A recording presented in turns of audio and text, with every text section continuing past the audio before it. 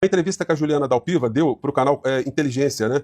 E aí é o seguinte, aí eu vou passar para vocês essa entrevista, pelo menos um trecho, que eu tenho certeza absoluta que o Flávio Bolsonaro jamais ficará frente a frente com a Juliana Dalpiva, uma jornalista de primeira linha, jornalista investigativa. Vamos a ela então. Ministro, que eu acho uma estratégia muito kamikaze da família, e porque o Flávio é, dos filhos, o mais lameado por todos os crimes da família Bolsonaro. Ele adora dizer que, quebraram o sigilo bancário dele legalmente e não descobriram nada. Isso é mentira. Mentira. Eu tenho a quebra de sigilo. Eu consegui, com fonte. Eu olhei os dados, não fui nem só eu, outros jornalistas olharam também. O Flávio faz inúmeros pagamentos em dinheiro vivo. Esse dinheiro não sai da conta dele. Saiu de onde? O boleto que pagava as filhas.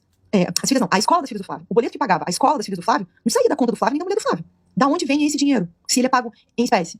Alguns vários R$1.000. Como é que o Flávio pagava o IPTU dele em dinheiro vivo se ele não sacava de dentro da conta? Então tem mais de 200 boletos pagos, nenhum deles foi com o saque da conta do Flávio. Sendo que também pessoas, ex-funcionários do Flávio, prestaram depoimento, no caso, para o Ministério Público do Rio de Janeiro, confessaram o crime. Confessaram. Sim, eu entreguei dinheiro ao Queiroz, era obrigada a entregar cerca de 70%, 80%. Isso para além da história das gravações, que mostra como a cunhada tinha morrido de medo do Bolsonaro. Que se descobrisse isso, se sentia aterrorizada. Agora, essas pessoas prestaram depoimento, a quebra de sigilo comprovou, e o Ministério Público do Rio de Janeiro acusou o Flávio, denunciou o Flávio por um desvio de pelo menos R$6 milhões. Pelo menos 6 milhões foi o que eles conseguiram contabilizar. Isso está muito longe de significar o todo. Quando o Flávio e o Carlos começam a vida pública deles, como deputado, como vereador, eles montam, criam, alugam um cofre dentro do Banco do Brasil, lá no Rio de Janeiro.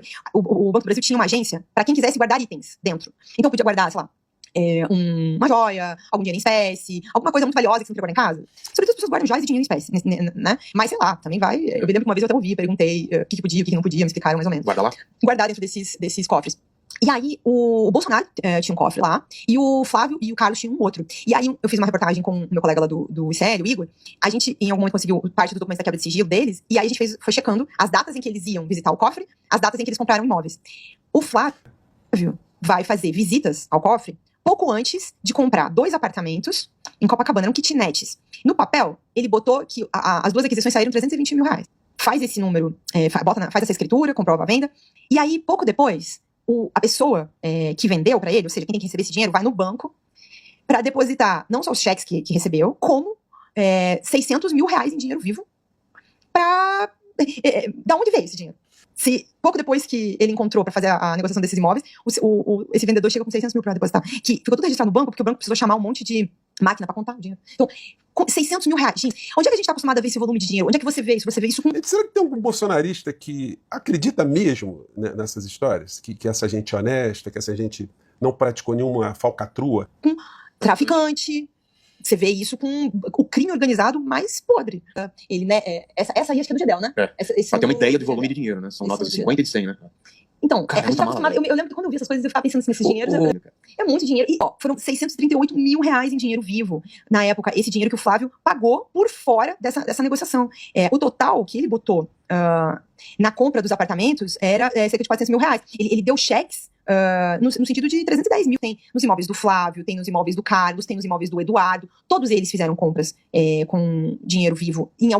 Alguns apartamentos pagaram, quitaram totalmente, outros uma parte, mas todos eles, inclusive o senhor Eduardo Bolsonaro também. E aí, quando você pergunta, o que eles respondem? Eles não respondem. Eles fogem dessa resposta. Mostra a casa do Flávio. Essa casa do Flávio, se não me engano, R$6 milhões a mansão onde ele está morando agora, a casa onde ele mora agora, a mansão do Flávio. O Flávio, como que o Flávio tem essa casa? Ele não tem como ter essa casa com o dinheiro que ele juntou ao longo. Caramba, é isso? Sim. Cara, é uma baita mansão, hein? São R$6 milhões. Eu acho que é mais de 6 milhões, né? 6 milhões foi o que foi registrado. 6 milhões Eu foi o que foi sei do registrado. valor de casa, eu acho que não vale mais de 6 milhões. Tinha financiado no BRB, que agora, tá aí nessa confusão do Master, 3 milhões, ele já quitou isso, ele comprou essa casa em 2021, já tá paga. Da onde veio, esse dinheiro? E aí parte dessa casa foi paga com um apartamento que ele tinha no Rio de Janeiro, que comprovadamente tem dinheiro do desvio, do esquema de rachadinha, então ele lavou dinheiro comprando essa casa. E o Flávio, ele finge que não sabe que isso tudo aconteceu, ele conta essa história triste, não, me acusaram de muita coisa, não provaram nada. Não sabe o que aconteceu no caso do Flávio? É importante que as pessoas saibam, elas entendam. O que aconteceu no caso do Flávio é igualzinho essa situação do Bolsonaro na Papudinha. O privilégio. O Flávio Bolsonaro, estava sendo investigado na primeira instância, porque em algum momento o Supremo Tribunal Federal decidiu que acaba o mandato, acaba o foro. Então, isso tinha acontecido quando ele era deputado estadual, ele virou senador. Então, ele foi investigado na primeira instância. E aí, o juiz do caso, que era o juiz Flávio Itabaiana, ele decidiu, a partir de um pedido do Ministério Público, quebrar o sigilo bancário do Flávio. O Ministério Público pediu e o juiz deu. O Ministério Público fez um pedido de quebra muito extenso, mostrando todos os detalhes. O juiz, ao escrever a decisão, ele não se estendeu, Vilela. Ele escreveu lá 2 parágrafos dizendo que ele concordava com todos os indícios apresentados pelo Ministério Público e, por isso, autorizava a quebra de sigilo. Inúmeros outros casos no Brasil são iguaizinhos. Quebras de sigilo que andam dessa forma. Só que no caso do Flávio, a capa do processo deve ser mais pesada, deve ter umas estrelinhas, porque tem um nome lá, Flávio Bolsonaro. Aí foram discutir e reclamar da formalidade como o juiz deu essa decisão. O STJ cassou essa decisão, anulou a decisão de quebra de sigilo, porque o juiz deveria ter pegado a petição do Ministério Público e ter explicado um pouquinho melhor. Então, olha só, eu concordo com isso aqui, que o Ministério Público diz, blá, blá, blá, blá, e não ter escrito simplesmente só 2 parágrafos. Gente, foi muito esquisita essa história, né? Mas ela não está de toda sepultada, não. Nesse período eleitoral aí, essas histórias todas vão voltar à tona novamente.